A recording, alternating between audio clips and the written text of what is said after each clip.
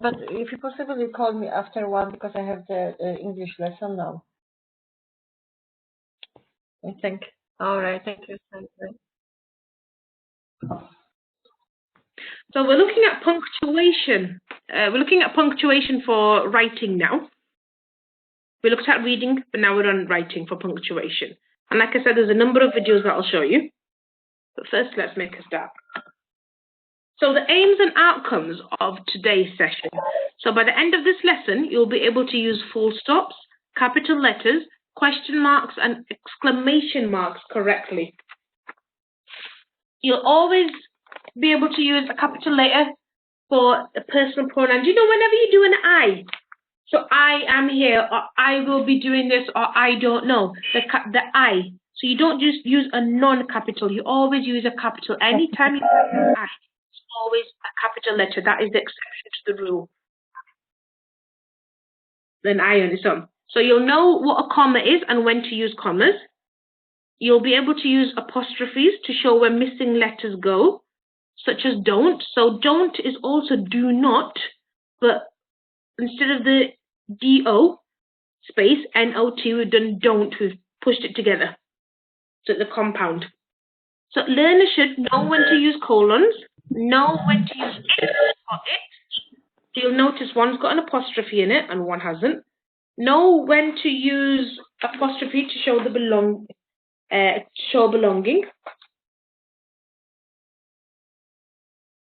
And then also describe what inverted commas are used for.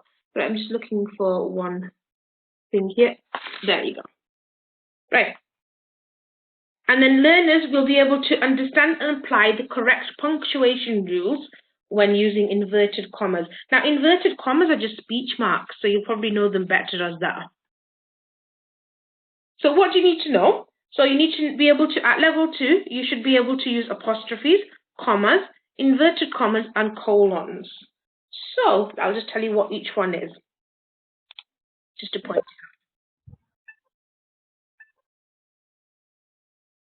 So these are inverted commas, so speech marks. This is an apostrophe.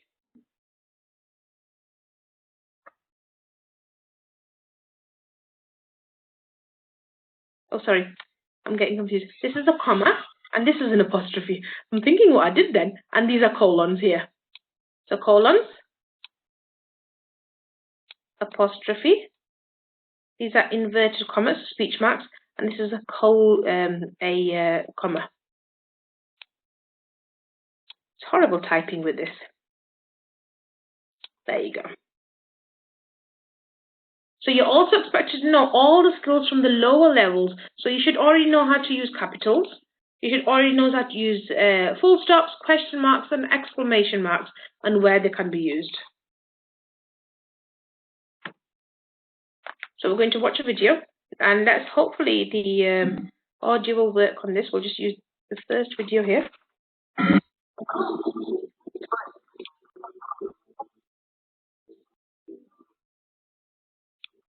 Can you hear that?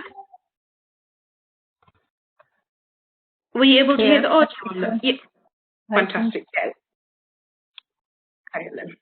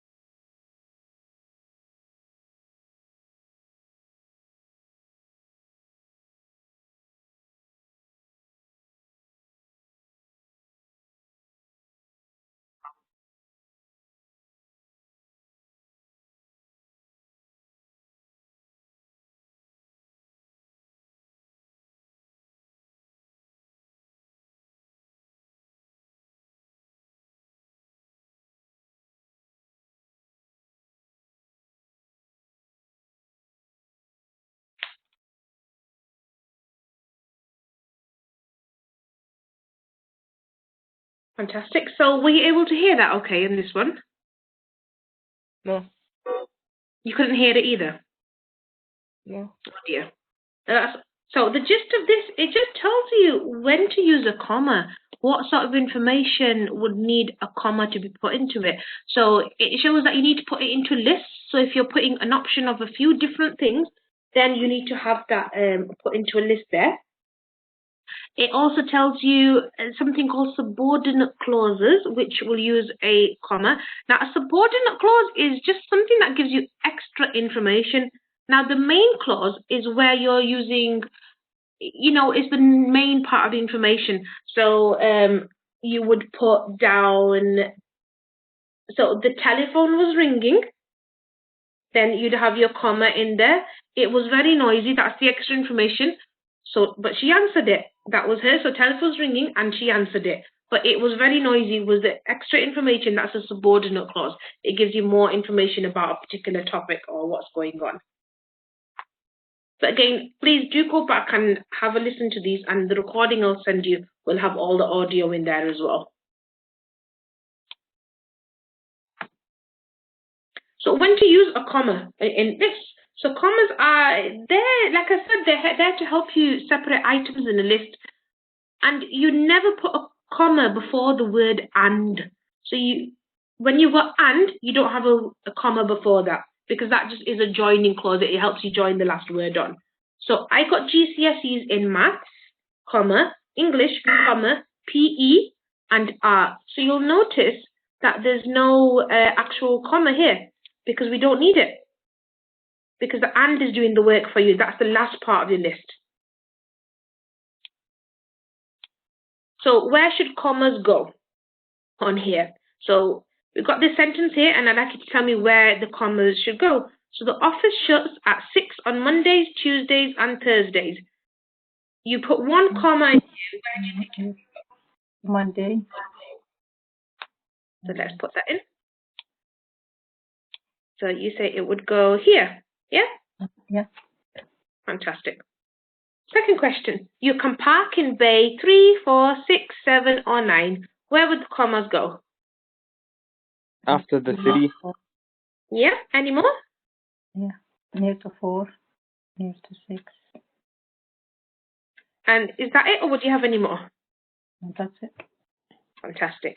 And then last one. Bring some ID such as passport, driving license, or bank card. Near to passport. Fantastic. Well done. That's brilliant. So all of these are right. Well done. So if we were to put anything extra in, it would be too many. So when to use a comma in direct speech? So you're going to use commas when you want to show someone is talking. So if you've ever read a book where you've seen a play or where the characters are talking, you'll see how it works. It's quite similar. So we've got the boss said, and there's a comma here. So let's highlight that. Got a comma here. We'll finish early this Friday. Okay? So we've got the boss said, that comes first. Then the comma is what he's saying. But if you do it after the speech, we'll finish early this Friday, and the comma's in the speech marks. It's not out of the speech marks. We'll finish early this Friday, and then said the boss is separate. So we don't need a comma anymore because we've put one next to Friday. And then in the middle of speaking, so you could go, yes, said the boss. We'll finish early this Friday. So the yes will go, the comma will go next to the yes. And then you've got said the boss, that's who's talking. And there's another comma there if you notice. Because he's still talking and he's still going to carry on.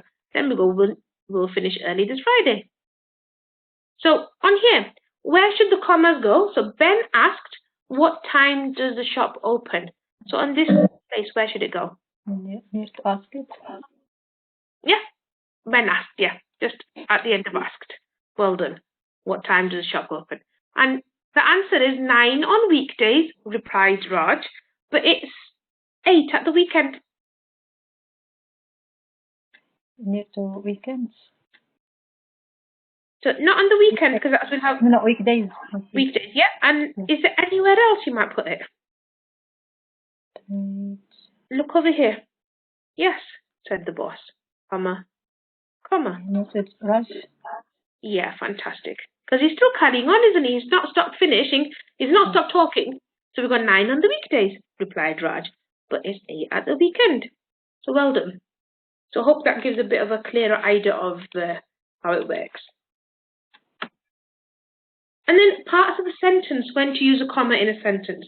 So you're going to use commas in a sentence to help you separate that part of the sentence.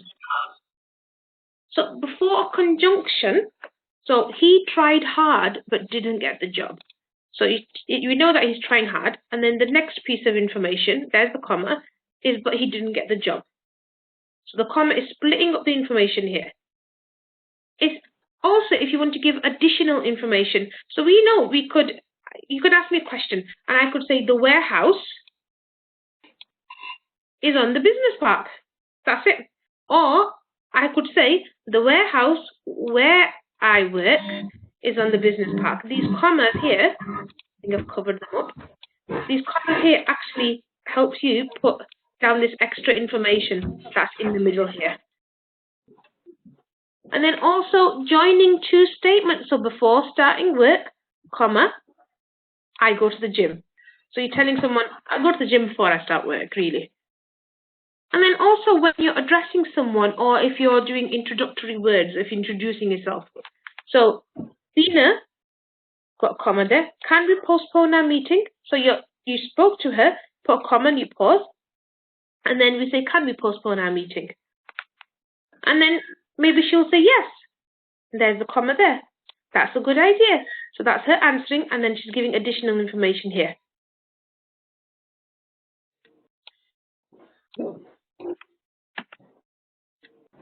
So again, in the parts of the sentence, where should commas go? So he applied for the job, and then the comma is here, if you see. Do it in a different colour now. Comma is there. He applied for the job, but missed the closing date. So he applied for the job, but he applied too late, in other words. So the interviews, the comma's right there, for the warehouse job, another comma, will be in the main office. So it's telling you the interviews. We could just ignore the warehouse jobs completely. That's additional information. You could just say the interviews, comma, will be in the main office. Or the interviews will be in the main office. But you're getting given that extra information is what the commas are there to help you with. Number 3, in a hard contest, our company won the export prize. So where do you think they should go in this one?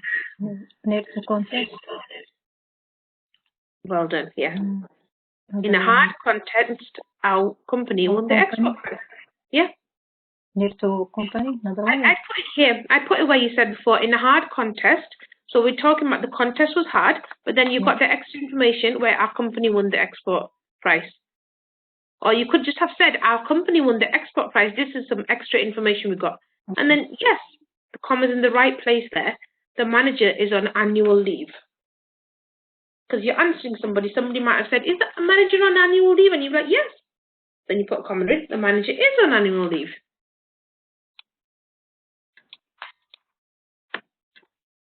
And then incorrect use of the comma. So we're going to watch a comma on a video on using comma splice. Now, comma splice, it just means when you're using a comma to break the information, to cut the information into parts. So I know you're not getting audio, but I'll let it play through and then I'll explain what the gist of it was.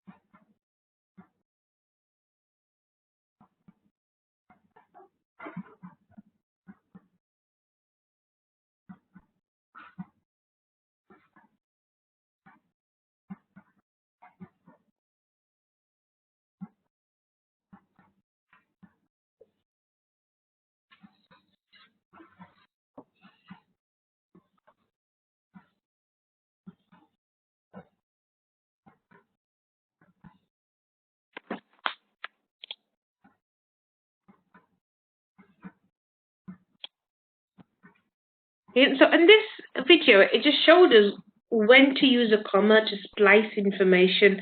So it just tells you that sometimes we use commas to split information up, but we should really be using separate sentences. That instead of using a comma, we're doing it wrong. We should be using a full stop or a question mark or even an exclamation mark, depending on what you're trying to say. Now, it also gives you an idea of when you can use commas. So if you're using subordinate clauses, so you can put commas in. So if you're using for and not, but, or, yet, and so, then it shows you how you can put the information in, and you can have a comma before these words. And then it also shows us how to combine different ideas, to make a complex sentence. So you can use a subordinating conjunction. Now, subordinating conjunction is just what I call joining words. It is the easiest way to explain them, to be honest. So these joiners are the following words. So you don't use if, while, although, because, and since. And it just helps you to put two sentences together using these. So please, if you do get a moment, I really recommend that you go back and listen to this where you can actually hear the audio as well.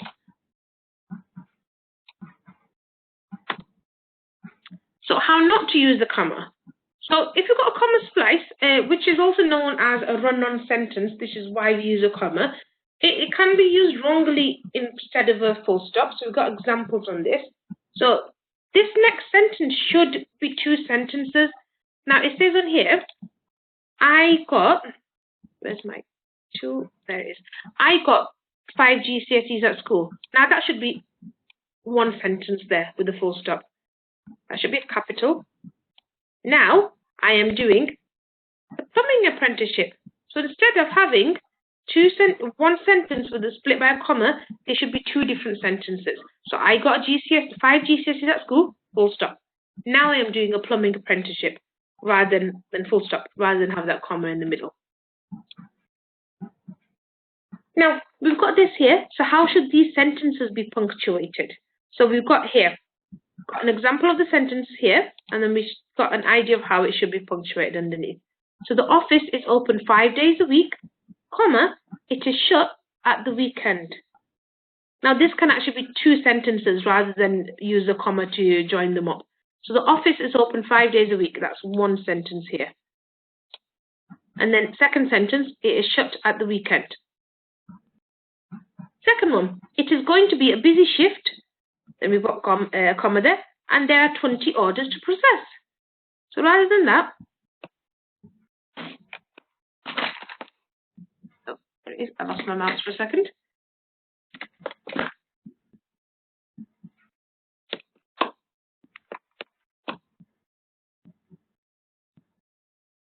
There it is. So it is going to be a busy shift. Full stop. And there are 20 orders to process. That's his second sentence. So one sentence split into two correctly. Then the last one, do the urgent orders first, comma, we can sort out the others later. So we don't need that comma there. We need to do the urgent orders first, and then we can sort out the others later.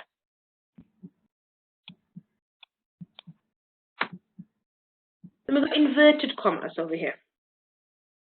Now, inverted commas, like I said earlier, they're just speech marks. They used to show direct speech. So when somebody is saying something loud or when there's a play, so this is when something is written down to show somebody had said something. So you might have read an article in a newspaper and there might have been somebody who's made a comment and their comment will be in exclamation mark, in speech marks, so inverted commas. Now there's rules of how this can be used. So we've got to end punctuation marks, you've got to have full stops, question marks and exclamation marks that are coming within the speech marks. So all of these need to be inside these speech marks here. So they should be inside them, not out them. So can you answer the phone? Question mark, John asked. Yep, so the question mark is inside the commas, the inverted commas. Now, if the question mark was outside of it, it'll just be, can you answer the phone? It's not, can you answer the phone? And then Amir said, I'm sorry I'm late. So he just said, I'm sorry I'm late, and that's it. He's got nothing else to say. So there's a full stop right inside that inside those inverted commas. So if the direct speech comes after the text that isn't spoken, then you need to use a comma before the speech and start and finish the speech with inverted commas like this. So if it's something that's not been spoken, you need to use a comma to show that speech is about to happen. So Amy said, as you can see, there's a comma there, just over here. And then the speech starts, you've got the inverted commas there. They're the speech marks, and you've got a full stop in there as well. So you've been late every day this week, full stop. That's it, done. And then if the direct speech makes a complete sentence, then it needs to start off with a capital letter. So as you can see, we've got a capital letter here. So it's nice things that you already come into contact with. You'll probably know it subconsciously anyway, but it's nice to refresh over and see that, oh, this is the rules and this is what we're meant to do. So using inverted commas, so speech marks. So how should these sentences be punctuated? So we've got a few examples. So example 1, do you want to go lunch early, Sam? Asked. Or we could do it as with someone's asking it. Do you want to go to lunch early? Question mark.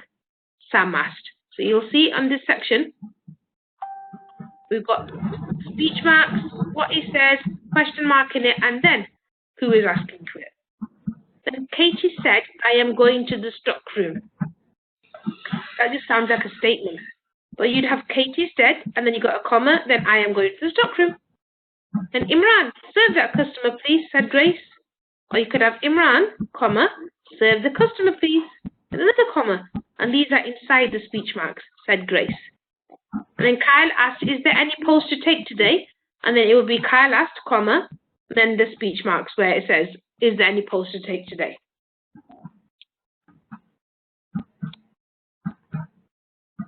So there's rules for inverted commas. We've got a speech here.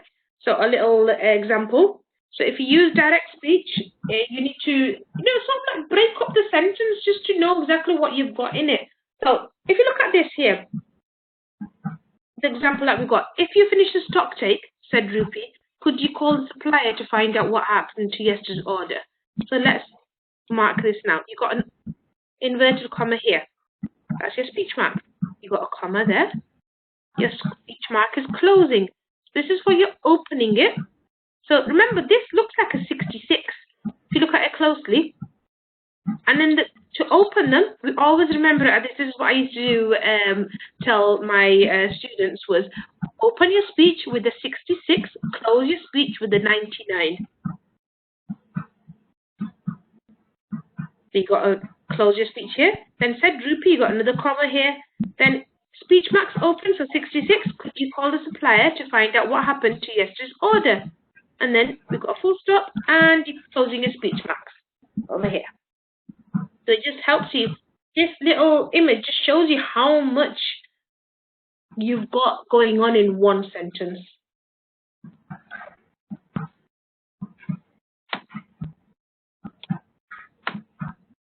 And then using these carrying on, how is this sentence going to be punctuated? So we've got some examples again. Can you stack shelves first, said Jenny, then tidy the storeroom. And now if you notice, we changed that, we're doing a capital C. Inside the speech marks, can you stack the shelves first? Comma, close the speech marks, said Jenny, then tidy the storeroom. So this is who's saying the word. And, didn't mean to highlight everything. There you go. So she's the one that's talking. And then, sorry to interrupt, said Tom, but can you show me how to use a scanner, please? That can be changed into written speech better by saying, sorry to interrupt, within your inverted commas, said Tom. No commas, nothing over here. And then open your speech again, but can you show me how to use a scanner?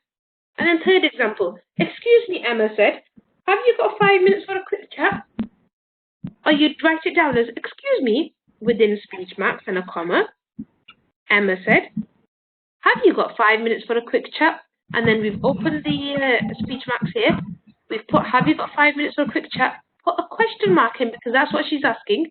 and then close the speech marks.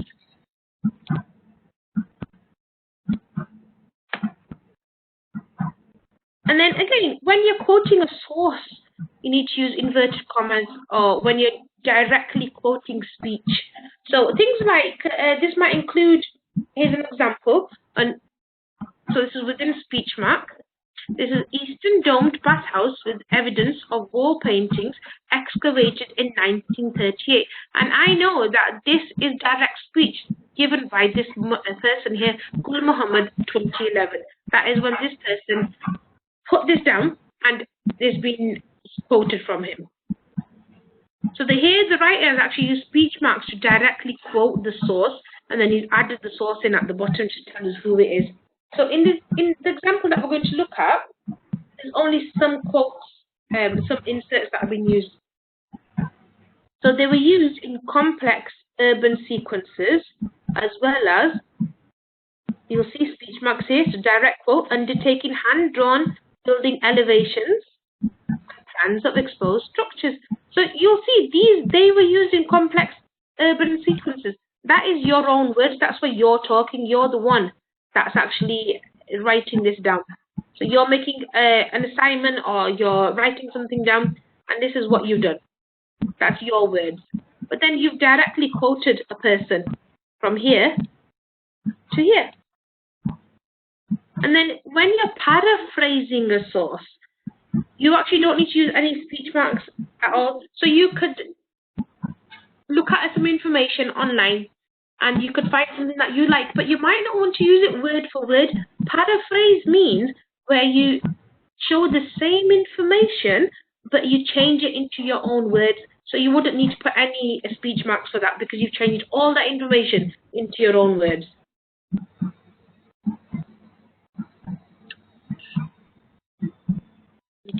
There you go. And then when you've got internal and, that's all good. So the internal and external oven locations have parallel in Turkey, where an ethno-archaeological study showed that these ovens were often located both indoors for use in winter and in the street for use in summer. So we've looked at this top sentence here about urban living in Turkey at the top, and we've put a direct quote in. But then we've looked at the same information again, and we've decided to paraphrase it, to change it, so that we can use our own words, and this is what that is here.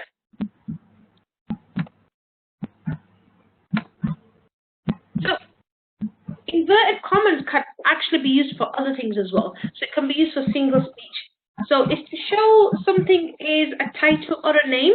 So if you're talking about something and you just want to show us that this is the particular name or title of this, you would put, an example is, the little steamer. So this is about a boat, and it's called the little steamer, crosses the river up to 12 times a day.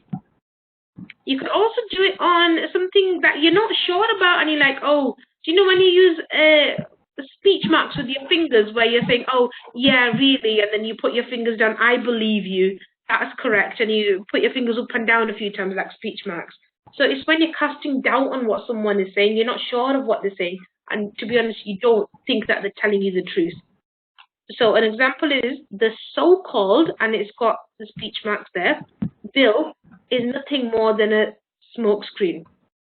So you're mocking it, or you're, you know, giving sarcasm. You're just showing, I don't believe this. That's just all a lie. And then apostrophes. Did everyone agree with what we've done so far? I know it's a bit of a long one in this section here.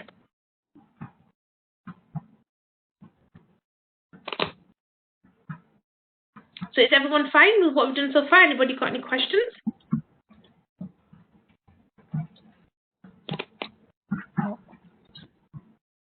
Can everyone hear me okay? Yes. Yes. Fantastic. Okay, brilliant. So I'm going to show you a third video. There's 4 in total. So the third video, and again,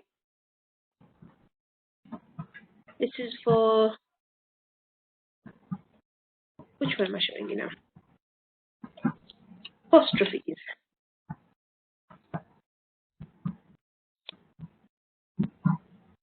There you go.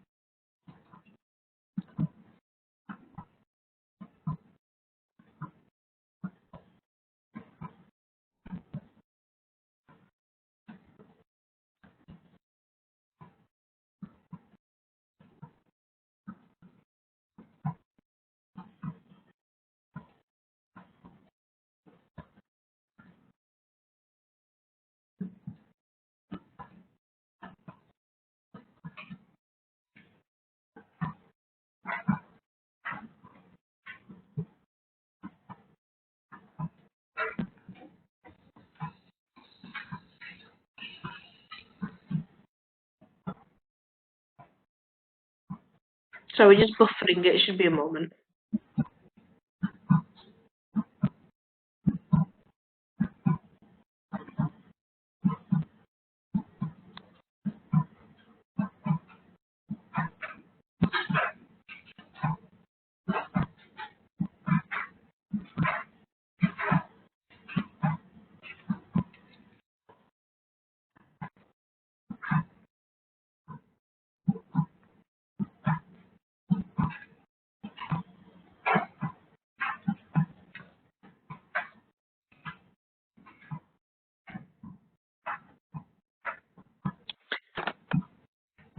So we're having an issue with the buffering on here, so I'll leave that video for now.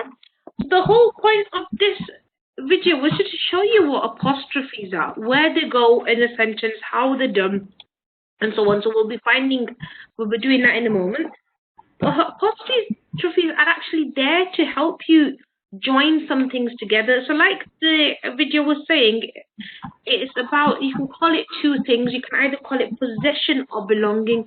So apostrophe helps you to know that this thing that you're talking about belongs to the person before. So you could do Bill's football. This is Bill's football. So Bill is the child, got an apostrophe over his name, and the football is what he actually owns. Or this is Afshar's computer. So it shows that the computer is my possession. I'm the one that owns it. So apostrophes for omission. So we're going to look at omission means to miss things out, is when you're cutting things out. So when apostrophes are used for omission, it means that it's being used in place of a missing letter. So, you know, when we're talking about joining two words together, so if you want to join do and not, you'll change them into don't. Or will and not will be won't. And so on. So the apostrophe is never used for... Oh, and it starts.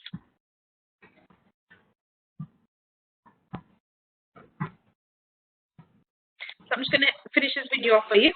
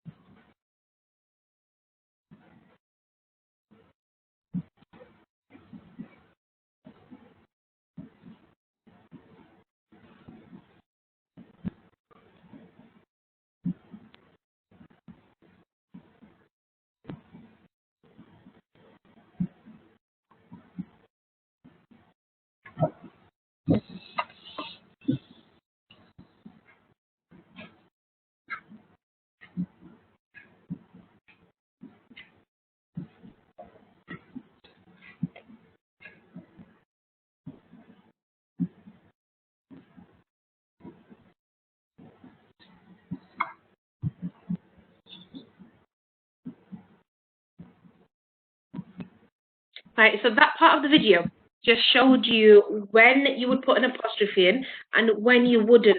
Now, the main part of that section was that it said when you've got something that is a plural. So remember singular and plural. Singular is one thing, like football, and plural is more than one thing, footballs. So if you've got something that is a plural, is more than one, and it's got, normally they'll have an S at the end, like girls, boys, grapes, footballs, apples.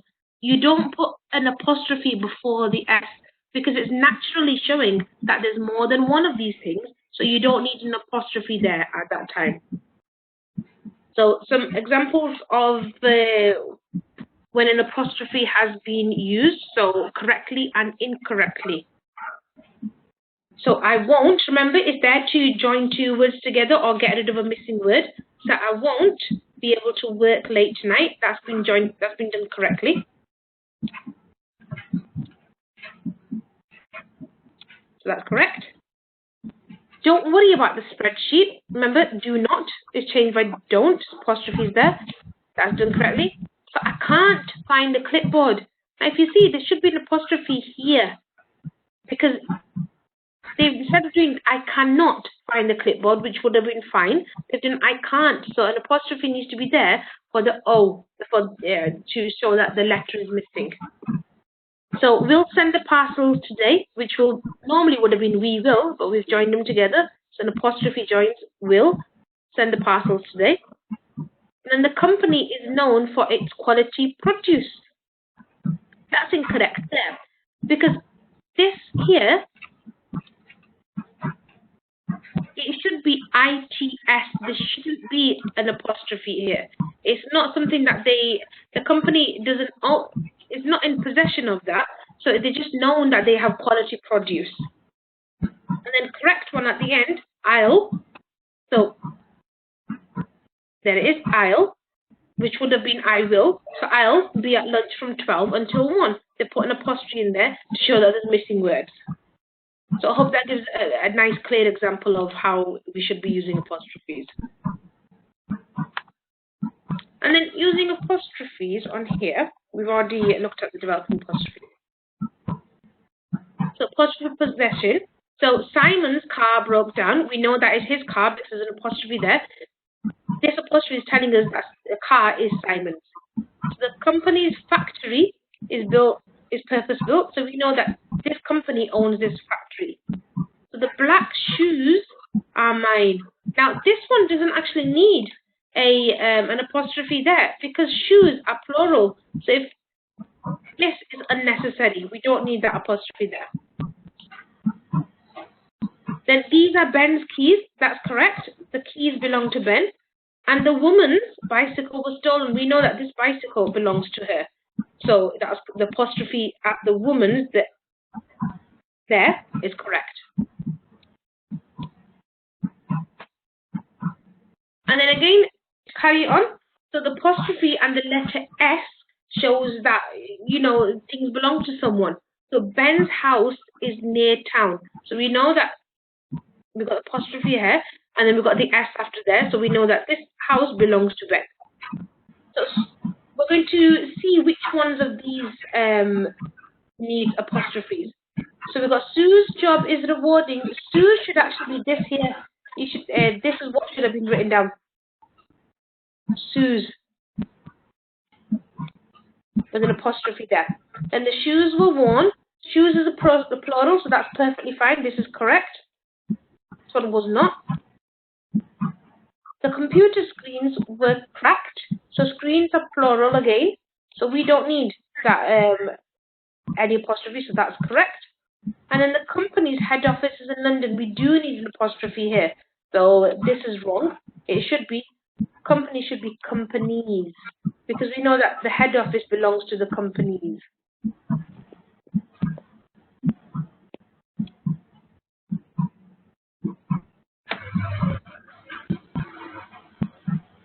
So like we said, apostrophes, they can be quite confusing. So if we do the footballers run on the pitch, there's an apostrophe there. We don't need an apostrophe because it is more than one footballer. We're not talking about the footballer's shoes. We're talking about the footballers in general. So there's a team of footballers. The S goes on naturally. So it's not possessive. It's just a plural. It just means there's not one footballer. There were more than one. So the footballers ran onto the pitch. No apostrophe needed. And then the shop sold prawns sandwiches. We don't need that. It's not a compound noun. We don't need the prawns. Because the prawns, they don't own the shop. It should have just been the shop sold prawn sandwiches. We didn't need that apostrophe and the S. Because what this is changing the sentence into, that all the sandwiches belong to the prawn. Then the women's toilet was on the left. So we don't need that. Again, this is an irregular plural. So we don't need an apostrophe to come before, after the S. It needs to be there before the S. Apostrophe should have been put before the S over here. So instead of where it is now, it should have been in this little section there. So that's just showing you how apostrophes can be used incorrectly. And then you've got its and its. So its IT, S is used in a contracted form. So it is, those two words have been shortened into it's. So we would say it's time to go. Normal one would have been it is time to go. Or I don't like it when it's cold, or it is cold.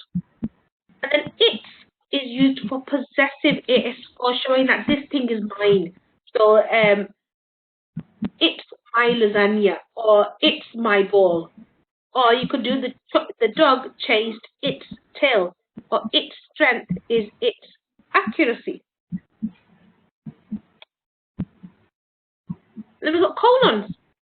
So colons are just these over here, those two dots that will show you how to use information, just, give extra information. Now, these colons are there just to give you information about how to introduce lists. So you're introducing things, you're adding more information on with these. So you got an example of this here. There are 3 flavors available. Yep, there's the colons.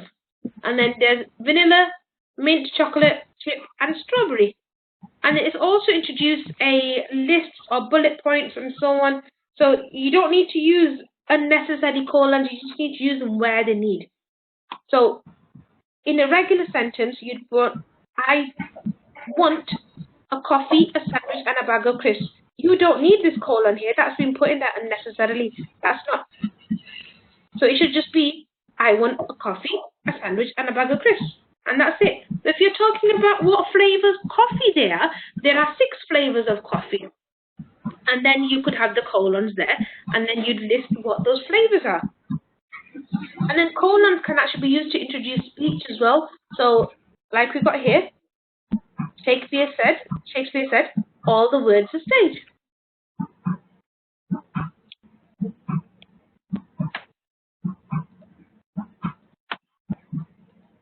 So we've got a few things here now. So I think I've been boring you with all my talking, so it's time to get you involved again. So we've got a few items here, which we're going to go through, and then I'll show you what we're going to do to correct them. So I want you all to join in now with this. Let's correct the errors. So the first sentence is, you need to bring the following items: a sleeping bag, a torch, and waterproofs. So you might need a colon, you might need an apostrophe or a comma. What sort of things do you need in here? You tell me. So can somebody tell me what is missing from here? You need to bring the following items. Inverted comma. Pardon? Inverted comma. Close. It's a good one, but no, it's not inverted comma. Let me show you now. It is colons, 2 dots, because you're listing something, aren't you? Yep. So the next one, the Ford Model T, which was invented in the early 20th century, wasn't on display. Now I'll tell you, all the way up to here, this is perfect. When you get past here, there's something missing. So what do you think could go here, where my dot is? Comma. Fantastic. Yeah, a comma. That is what that will go there. So it will change, it splits the information. So rather than you trying to catch your breath saying such a big, long sentence, you get a space to breathe. So the Ford Model T, which was invented in earlier 20th century, breathe, wasn't on display. So the next one. In the words of Oscar Wilde, I'd rather be somewhere else. What's missing from here? Something missing on here. Remember, this is direct speech. What happens on direct speech?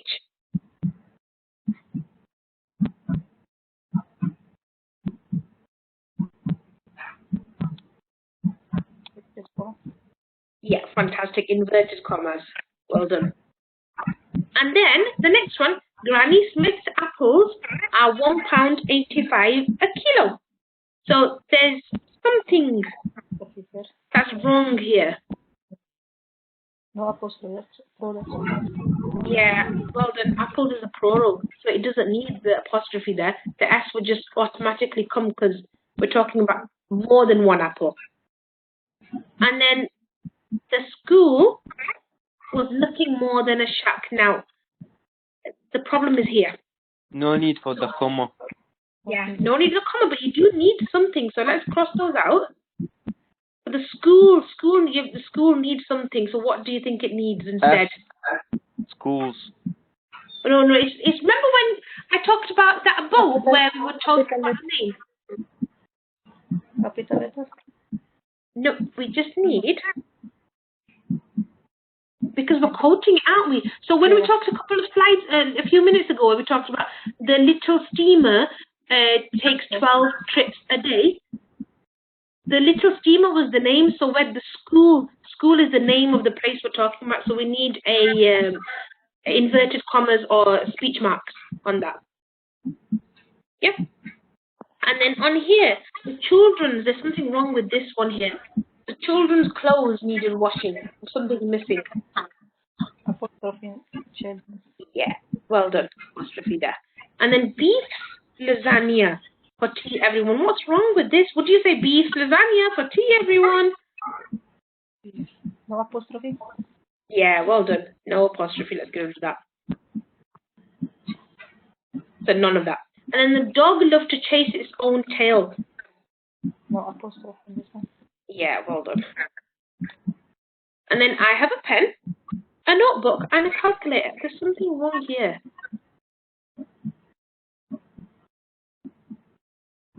Do we need these colons? No. If we just get rid of those, it still makes sense. I have a pen, comma, a notebook, and a calculator. So you're not sort of saying I have 10 different...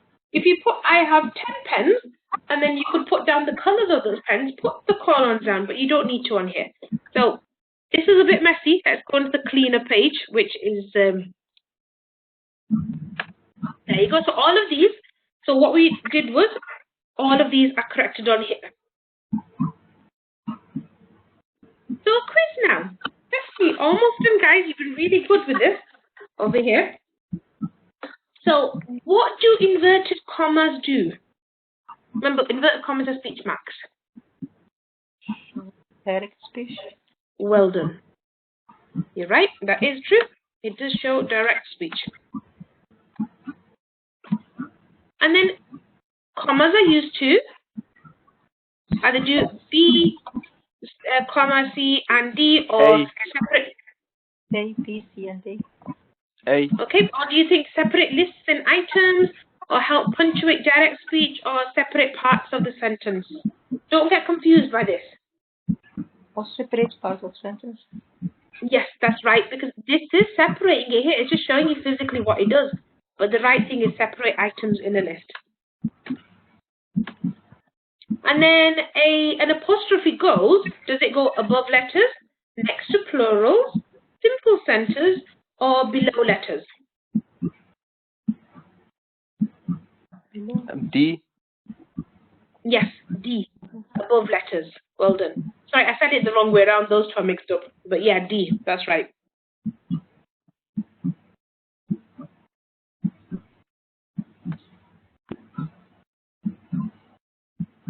Fantastic. And then number 4, which sentence is correctly punctuated? So pay attention to this one. So the printers, look at the full stops and apostrophes, and if there's any commas in them. The printers' ink cartridges are empty. B, printers' ink cartridges are empty. C, the printer's ink cartridges are empty. Or D, the printer's ink cartridges are empty. Remember, the cartridges belong to the printer. I think C. Yes, it is. Well done. Because that is the only one that makes sense. Because the printers, you know, you've got an apostrophe there to show the possession, to show that this printer owns this cartridges, that these cartridges are for this printer. So the printer's ink cartridges are empty. So yes, that's correct. Let's just double check it for you. Yes, that's right. So the cartridges, they belong to the printer. So the printer needs an apostrophe. The cartridges is a plural. So there might be one printer that's got 5 or 6 different color cartridges in it. Cartridge just means more than one. it's a plural, so it doesn't need an apostrophe. And then 5. So which sentence is correctly punctuated on here? So can you work overtime this evening? Question mark, comma, and speech marks are closed. Kim asked. Then B, can you work overtime this evening? Kim asked. There's something missing here. D, I think. Which one did you D. say? D. You're jumping the gun, but well done, you're right, yeah. Can you work overtime this evening? It's got speech marks. It's opening with a speech mark. Can you work overtime? Then it's got a question mark and then it's closing. So yeah, you're right. Well done, class. That's fantastic. So yeah. So end punctuation marks, put full stops, question marks, and exclamation marks in the speech marks. So we've done today's lesson on writing as well. So the aims and outcomes of today was to use full stops, capital letters, question marks, and exclamation marks correctly, and to always use a capital letter when you're using the pronoun I. So anytime you're writing down I on its own, then you have a capital. If it's an I for inside a letter where you're saying hi, you don't need to put the I as a capital. It has to be on when it's on its own. So know what a comma is and when to use commas. You'll have learned how to use apostrophes where letters go. So don't is do not, and will or will not will be won't. You'll know how to use colons, know when to use its or its. Remember, its, it, comma, apostrophe s is to show possession. It's my house. Or you'd say the dog is chasing its tail. So it's just not showing possession there. So know when to use an apostrophe to show belonging. That's what that works with. And describe what inverted commas are used for. So speech marks again. So you can understand and apply the correct punctuation rules when using inverted commas. So that was it. You've completed your reading just earlier, and now you completed your writing. Now I will be going in and I will be sending some work to you. So I'll email you the documents. There's just a few questions on here. It's just about punctuations, telling you when you need to do, gives you a bit of information at the top, gives you an activity, and then it says how are you going to punctuate these, where you're going to put commas and apostrophes and so on here. So it's just nice and simple. Got a few activities on there. I'll send it to you as a Word document, and then you can fill them out and email them back to me. That's for writing section 1. And if you can get that done before next week, that would be fantastic. And section 2.